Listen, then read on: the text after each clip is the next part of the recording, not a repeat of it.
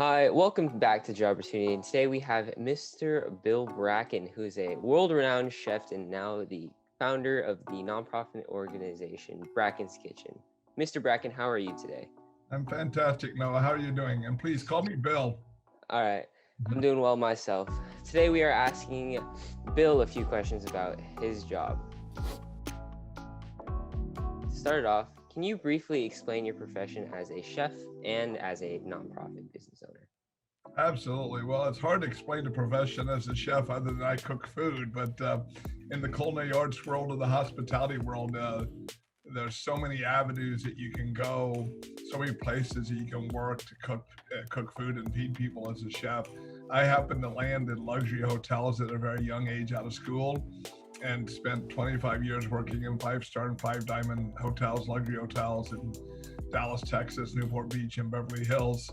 Before I started Bracken's Kitchen, still as a chef, but running a nonprofit to feed the less fortunate. And ironically, I obviously spent the first 25 years of my life feeding the top 2% of the world in terms of economics, and spent the last 8 years feeding the bottom 10%. So it's been a unique switch for us, but today we get to cook food for people who really need it. That's fantastic. Did you always want to go into food growing up, or was it something that really just happened? Definitely didn't think I always wanted to go into food growing up. I actually grew up in a small Midwestern town, and I knew I was never going to college. School wasn't easy for me. And I was the youngest of 4 kids, so I think mom and dad was kind of done worrying about what their kids were going to do when I came along. And so there wasn't a lot of guidance. My senior year before I graduated, and Mrs. Miller asked me, "So Bill, what are you going to do after high school?"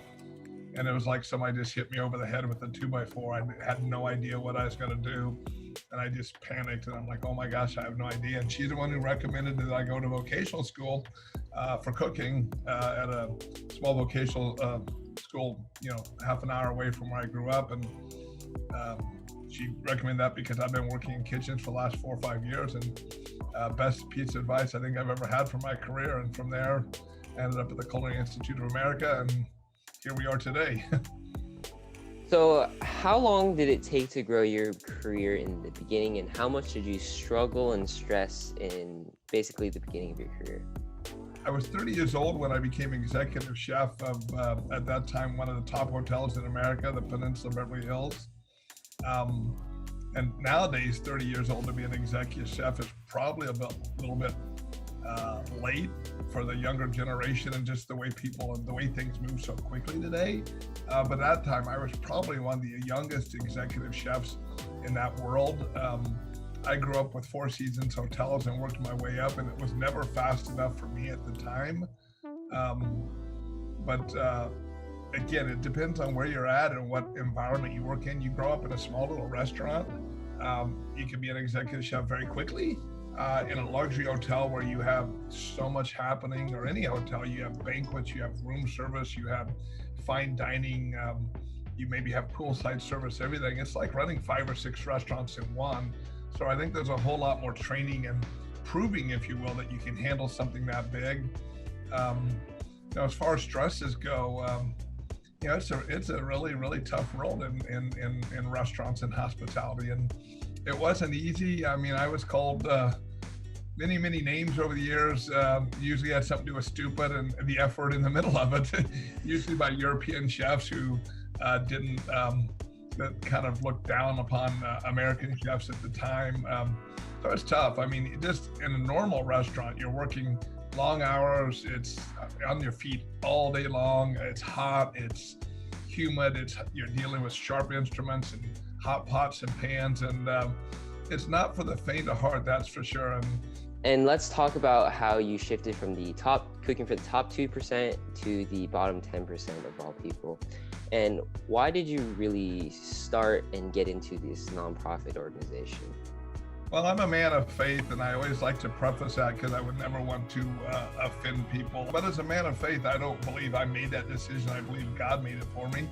It was 2008. We sunk into this huge economic recession here in America, and the housing market in California crashed. I was working for one of the most wealthy individuals in Southern California at the time at a premier hotel in Newport Beach, and I watched a lot of really, really good people lose their jobs when there was no jobs out there. And people that still had a nice home to live in and a car to drive and clothes to wear, but suddenly they had no money. And I saw the face of hunger change right in front of me. And it's very similar to what's happened in the last year with COVID, with so many people losing their jobs. But I watched really good friends suddenly get thrust in the lines of the unemployed, and they struggle to pay their rent, stay in their homes, pay their mortgage, pay their car payment, and just feed their families. And that had a profound impact on me. And that was the first time I felt like I was being called to use my talent and skills over all these years for something more meaningful. And then 2011, I kind of feel like I didn't kind of heed the calling. So it was done for me. And that's when I lost my job. And for the first time in my life, I was fired from a job, and I'm 48 years old and unemployed. I figured if I have to feed people, the only thing I know how to do is cook. So that's what I'm going to do. I'm not going to open a food pantry. I'm not going to open a food bank. 2.5 years, or a year and a half, I guess it took me to figure out. And that's when Bracken's Kitchen was founded. Wow, that's really cool. And what do you think is the most rewarding part of your job as a nonprofit founder? Without a doubt, the people that need help. Last night, we took a food truck out to just down the road from us here in Garden Grove in a neighborhood called Buena Clinton. It's a very, very low-income neighborhood. And we just fed 200 people dinner, and just the smiles and the looks on people's faces. And I mean, no, I used to feed movie stars and celebrities. I've hung out with everybody from Tom Cruise to Jack Nicholson and everybody in between. But there's nothing as rewarding as feeding and helping someone who really needs it, and someone that is so genuinely grateful, and it's just generally loving somebody and helping them out. And so I assume you and your team have a really great relationship with each other. What is the difference in the work environment from a professional kitchen and your kitchen? It's interesting that you asked that, because I think in any time human beings come together, there's going to be conflict. While we have a fantastic team, we have our issues like anybody else.